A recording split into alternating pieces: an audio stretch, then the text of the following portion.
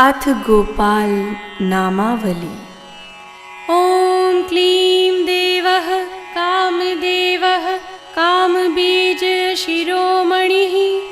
श्रीगोपालो महिपालः सर्ववेदान्तपारगः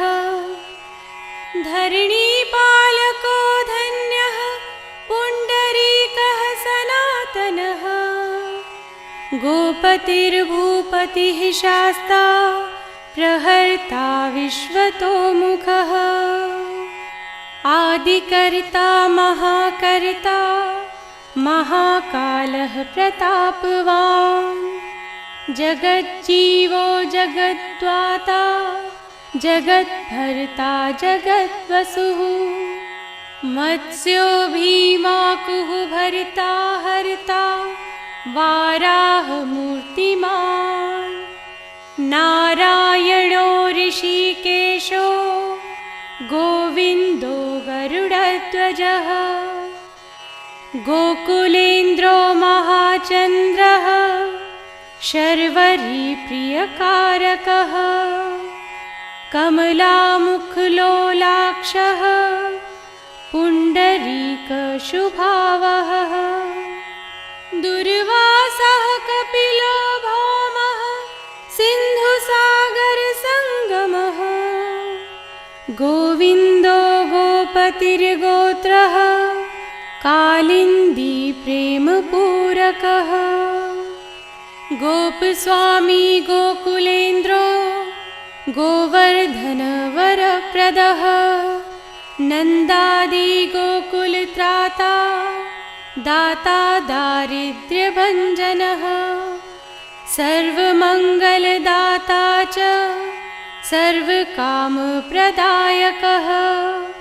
आदिकर्ता महाभर्ता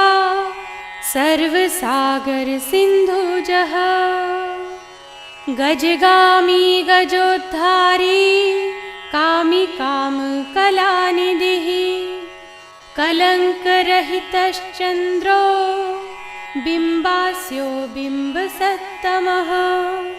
मालाकारः कृपाकारः कोकिलास्वरभूषणः रामो नीलाम्बरो देवो हलिदुर्दममर्दनः सहस्राक्षपुरीभेत्ता महामारी विनाशनः शिवः शिवतमो भेत्तां बलारातिप्रपूजकः कुमारी वरदायी च वरेण्यो मीनकेतनः नरो नारायणो धीरो राधापतिरुदारदिः श्रीपतिः श्रीनिधिः श्रीमान् मापतिः प्रतिराजः वृन्दापतिः कुलग्रामी धामी ब्रह्म सनातनः रेवतीरमणो रामश्चञ्चलश्चारुलोचनः रामायणशरीरोऽयं रामी रामः श्रियः पतिः शर्वरः शर्वरी शर्वः सर्वत्र शुभदायकः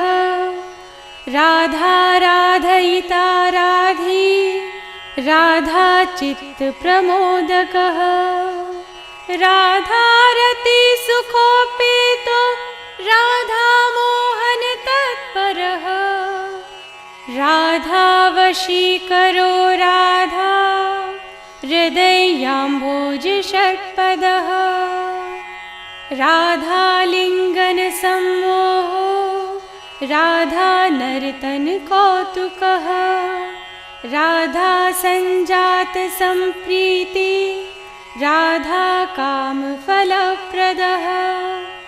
वृन्दापतिः कोशनिधिः लोकशोकविनाशकः चन्द्रावतिश्चन्द्रवतिश्चण्डकोदण्डभञ्जनः रामो दाशरथी रामो भृगुवंशसमुद्भवः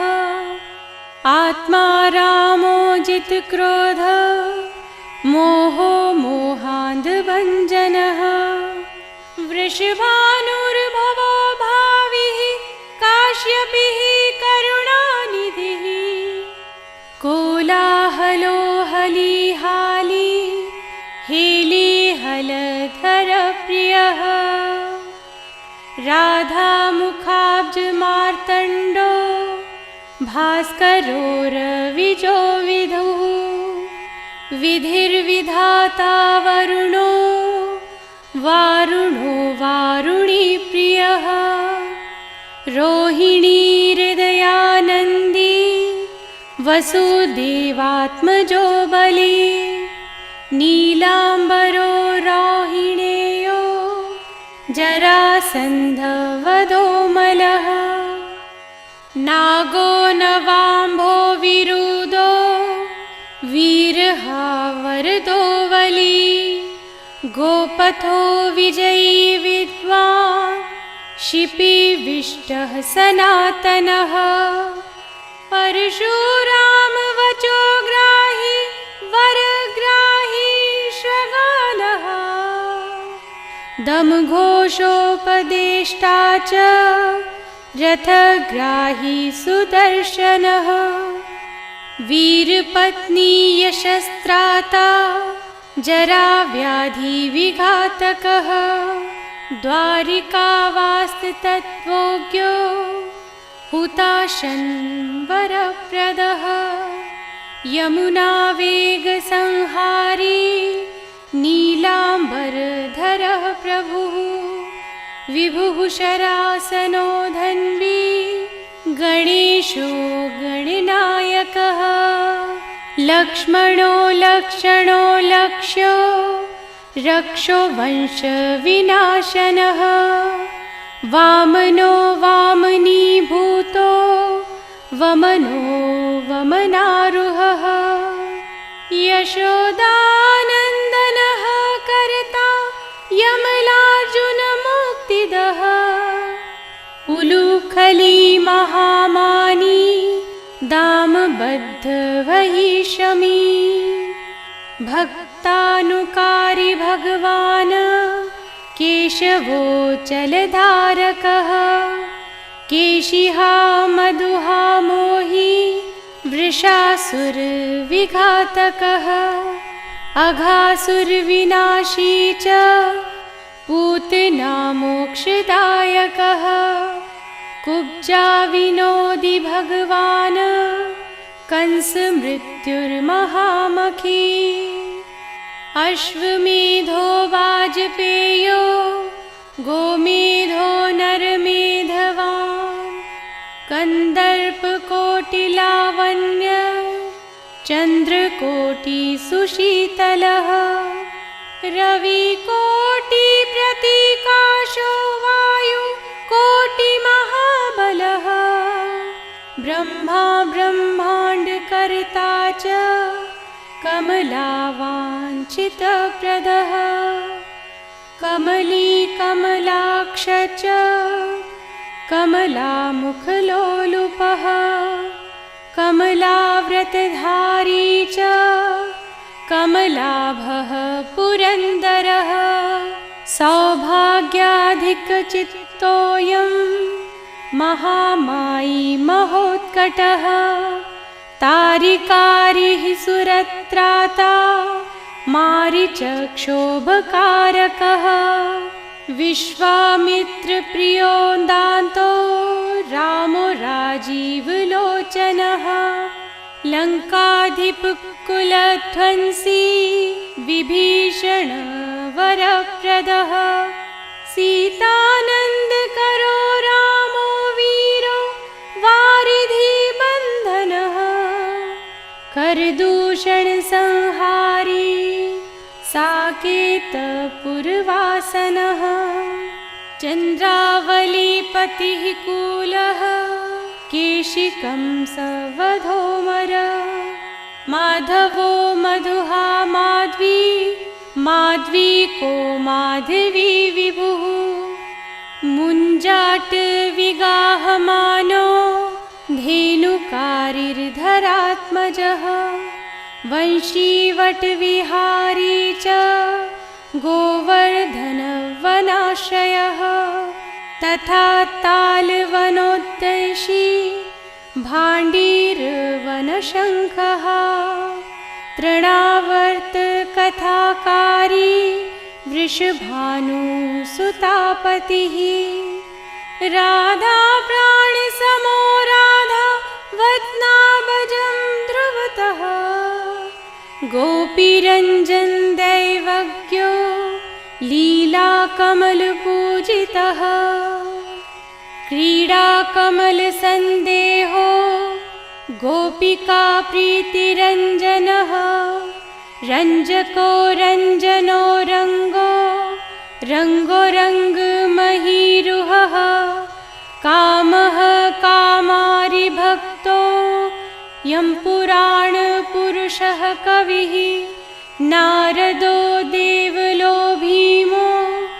बालो बालमुखाम्बुजः अम्बुजो ब्रह्मसाक्षी च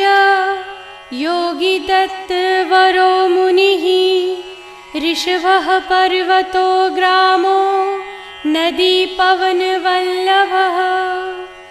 पद्मनाभः सुरज्येष्ठो ब्रह्मा रुद्रो हि भूषितः गणानां त्राणकर्ता च गणेशो ग्रहिलो ग्रहिः गणाश्रयो गणाध्यक्षः क्रोडीकृत जगत्त्रयः यादवेन्द्रो द्वारकेन्द्रो मथुरावल्लभोधुरी भ्रमरः कुन्तली कुन्ती सुतरक्षी महामखी यमुना वरदाता च काश्यपस्य वरप्रदः शङ्खचूडवधोद्वामो गोपीरक्षणतत्परः पाञ्चजन्यकरो रामी त्रिरामी वनजो जयः फाल्गुनः फाल्गुनसखो विराधवधकारकः रुक्मिणी प्राणनाथश्च सत्यभामा प्रियङ्करः कल्पवृक्षो महावृक्षो दानवृक्षो महाफलः अंकुशो भूसुरो भामो भामको भ्रामको हरिः सरलः शाश्वतो वीरो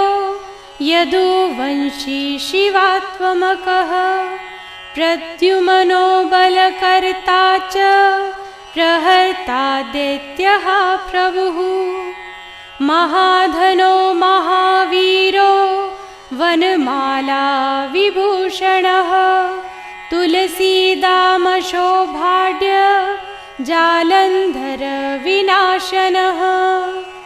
शूरः सूर्यमृकण्डश्च भास्करो विश्वपूजितः रविस्तमोहावहिन्नश्च वाडवो वडवानलः दैत्यदर्पविनाशी च गरुडो गरुडाग्रजः गोपीनाथो महीनाथो वृन्दानाथो वरोधकः प्रपञ्ची पञ्चरूपश्च लतागुल्मश्च गोपतिः गंगा च यमुना रूपो गोदावेत्रवती तथा कावेरी नर्मदा ताप्ती गण्डकी सरयूस्तथा राजसतामसः सत्वी सर्वांगी सर्वलोचनः सुधामयो मृत्युमयो योगिनी वल्लभः शिवः बुद्धो बुद्धिमतां श्रेष्ठो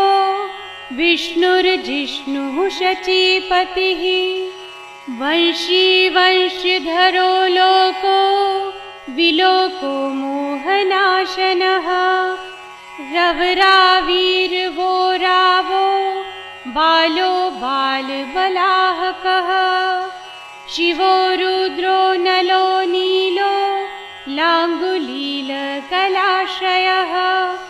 पारदः पावनो सोऽहं सारूढो जगत्पतिः मोहिनी मोहनो माय महामायो महामखी वृषो वृषाकपिः कालः कालिदमनकारकः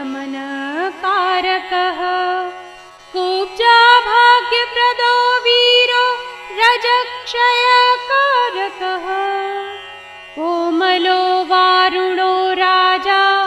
जलजो जलधारकः हारकः सर्वपापघ्नः परमेष्ठी पितामहः खङ्गधारी कृपाकारी राधारमण सुन्दर द्वादशारण्यसम्भोगी शेषनागफणहलयः कामः श्यामः सुखः श्रीदः श्रीपतिः श्रीनिधिकृतिः हरिर्हरो नरो नारो नरोत्तमः ईशुप्रयः गोपाली चित्तहर्ता च कर्ता संसारतारकः आदिदेव महादेवो गौरी गुरुरनाश्रयः साधुर्मधुर्विधुर्धाता भ्राता क्रूरपरायणः रोलम्बी च हयग्रीवो वानरारिर्वनाश्रयः वनं वनी वनाध्यक्षो महावन्द्यो महामुनिः स्यमन्तकमणिप्राज्ञो विज्ञो विघ्नविघातकः गोवर्धनो वर्धनीयो वर्धनी वर्धनप्रियः वर्धन्यो वर्धनो वर्धी वार्धिन्यः सुमुखप्रियः वर्धितो वृद्धको वृद्धो वृन्दारक जनप्रिय गोपाल रमणी भरता सांब कुष्ठ विनाशनः रुक्मिणी हरणः प्रेम प्रेमी चन्द्रावलीपतः श्रीकर्ता विश्वभर्ता च नरो नारायणो बली गणे गणपतिश चैव दत्तात्रेयो महामुनिः व्यासो नारायणो दिव्यो भव्यो भावुकधारकः श्वः श्रेयसं शिवं भद्रं भावुकं भविकं शुभं शुभात्मकः शुभः शास्ता प्रशास्ता मेघनादः ब्रह्मण्यदेवो दीनानामुद्धारकरणक्षमः कृष्णः कमलपत्राक्षः कृष्णः कमललोचनः कृष्णः कामी सदा कृष्णः समस्तप्रियकारकः नन्दो नन्दी महानन्दी मादी मादनकः किली मिली हिली गिली गोली गोलो गोलालयो गुली गुग्गुली मार्को शाखी वटः पिप्पलकः कृति म्लेच्छः कालहर्ता च यशोदायश एव च अच्युतः केशवो विष्णुर्हरिः सत्यो जनार्दनः हंसो नारायणो लीलो नीलो भक्तिपरायणः जानकी वल्लभो रामो विरामो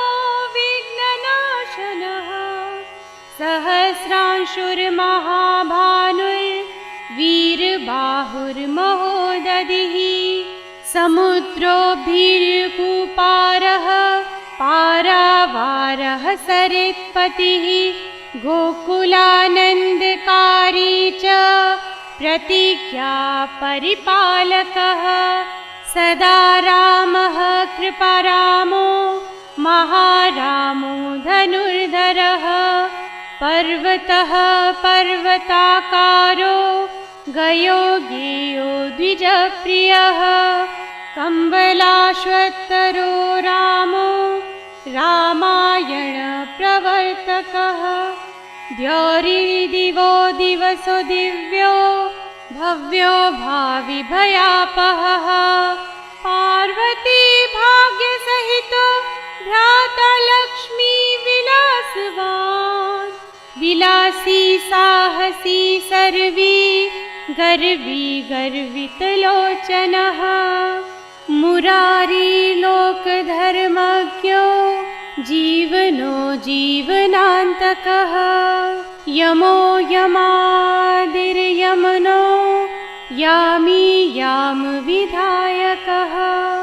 वंशुली पांसुः पाण्डुरर्जुनवल्लभः ललिता चन्द्रिका माली मालाम्बुजाश्रयः अम्बुजाक्षो महायक्षो दक्षश्चिन्तामणिः प्रभुः मणिर्दिनमणिश्चैव केदारो बदरीशयः बदरीवनसंप्रीतो व्यासः सत्यवती सुतः अमरारी निहन्ता च सुधा सिन्धुर्विदुदयः चन्द्रो रविः शिवः शूली चक्री चैव गदाधरः श्रीकर्ता श्रीपतिः श्रीदः श्रीदेवो देवकीसुतः श्रीपतिः पुण्डरीकाक्षः पद्मनाभो जगत्पतिः वासुदेवो प्रमेयात्मा केशवो गरुडध्वजः नारायण परं धाम देवदेवो महेश्वरः चक्रपाणिकलापूर्णो वेदवैद्यो दयानिधिः भगवान् सर्वभूतेषु गोपालः सर्वपालकः अनन्तो निर्गुणोऽनन्तो निर्विकल्पो निरञ्जनः निराधारो निराकारो निराभासो निराश्रयः पुरुषः प्रणवातीतो मुकुन्दः परमेश्वरः षडावनी सार्वभौमो वैकुण्ठो भक्तवत्सलः विष्णुर्दामोदरः कृष्णो माधवो मथुरापतिः देवकी गर्भसम्भूतो यशोदावत्सलो हरिः शिवः सङ्कर्षणः शम्भुर्भूतनाथो दिवस्पतिः अव्ययः सर्वधर्मज्ञो निर्मलो निरुपद्रवः निर्वाणनायको नित्यो नीलजो मूतसन्निभः कलाक्षयश्च सर्वज्ञः कमलारूपतत्परः ऋषिकेशः पीतवासा वसुदेवप्रियात्मजः नन्दगोपकुमारार्यो नवनीताशनः प्रभु पुराणपुरुषः श्रेष्ठः शङ्खपाणिः सुविक्रमः अनिरुद्धश्चक्ररथः शारङ्गपाणिश्चतुर्भुजः गदाधरः सुरार्तिघ्नो गोविन्दो नन्दकायुधः वृन्दावनचरः शौरिर्वेणुवाद्यविशारदः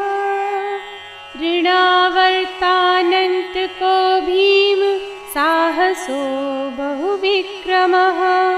शकटासुरसंहारी बकासुरविनाशनः धेनुकासुरसंघातः पूतनारिर्नृकेसरी पितामहो गुरुः साक्षी प्रत्यगात्मा सदाशिवः अप्रमेय प्रभुः प्राज्ञो प्रतर्क्यः स्वप्नवर्धनः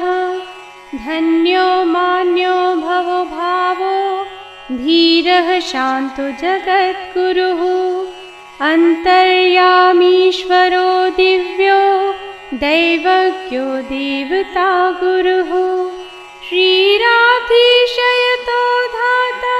लक्ष्मीवामलक्ष्मणाग्रजः धात्रीपतिरमेयात्मा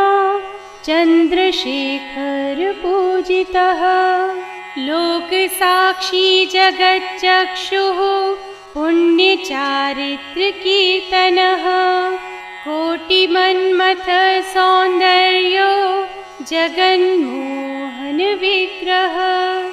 मन्दस्मिततमो गोपो गोपिका परिवेष्टितः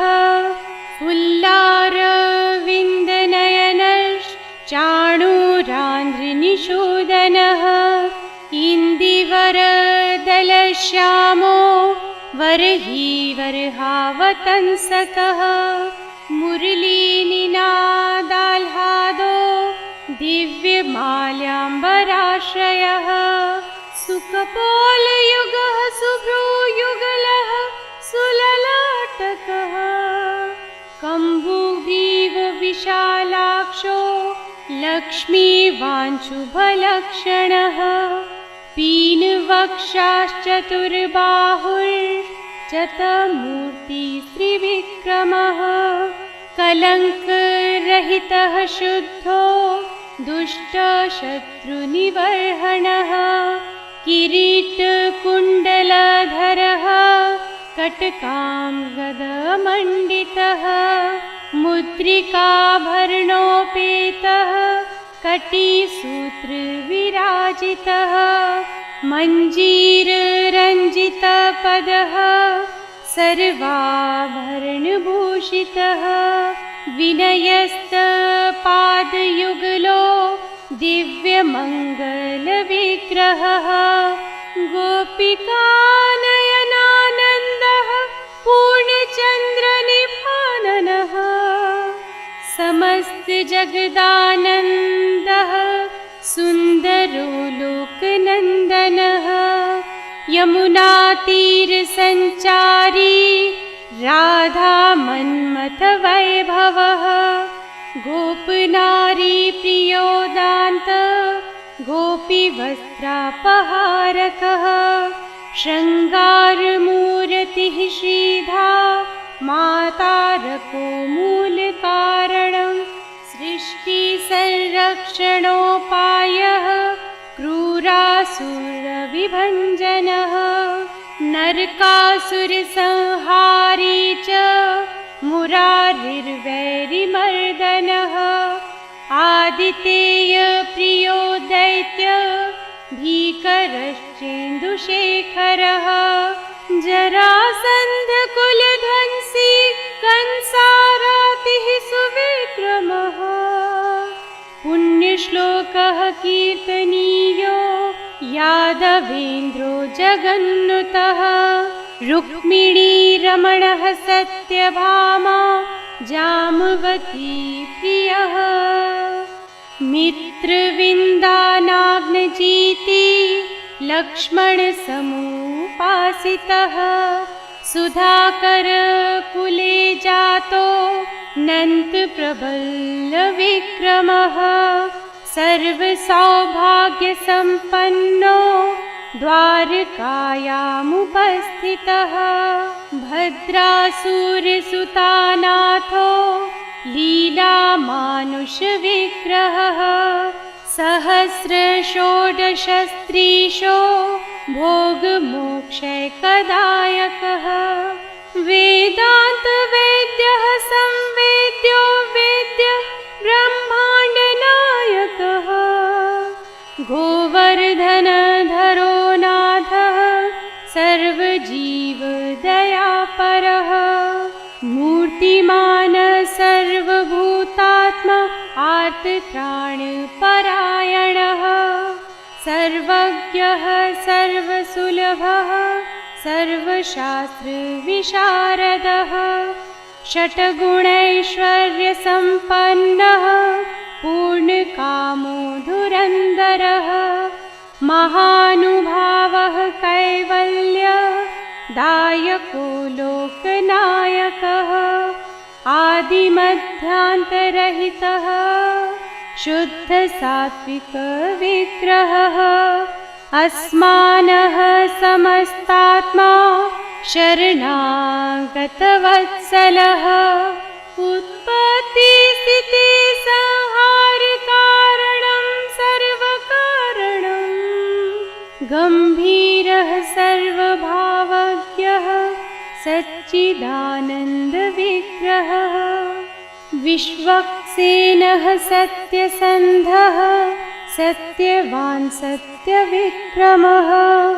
सत्यव्रतः सत्यसंज्ञः सर्वधर्मपरायणः आपन्नार्तिप्रशमनो द्रौपदीमानरक्षकः कन्दर्पजनकः प्राज्ञो जगन्नाटकवैभवः भक्तिवश्या गुणातीतः सर्वैश्वर्यप्रदायकः दमघोषसुतद्वेषी बाणबाहुविखण्डनः भीष्मभक्तिप्रदो दिव्यः कौरवान्यवयनाशनः कान्तेयप्रियबन्धुश्च पार्थस्यन्दनसारथिः नारसिंहो महावीरः स्तम्भजातो महाबलः प्रह्लादवरदः सत्यो देवपूज्यो भयङ्करः उपेन्द्र इन्द्रावरजो वामनो बलिबन्धनः गजेन्द्रवरदः स्वामी सर्वदेव नमस्कृतः शेषपर्यङ्कशयनो वैनतेयरतो जयी अव्याहतबलैश्वर्य सम्पन्नः पूर्णमानसः योगेश्वरेश्वरः साक्षी क्षेत्रज्ञो ज्ञानदायकः योगीरतपङ्कजावासो योगमाया समन्वितः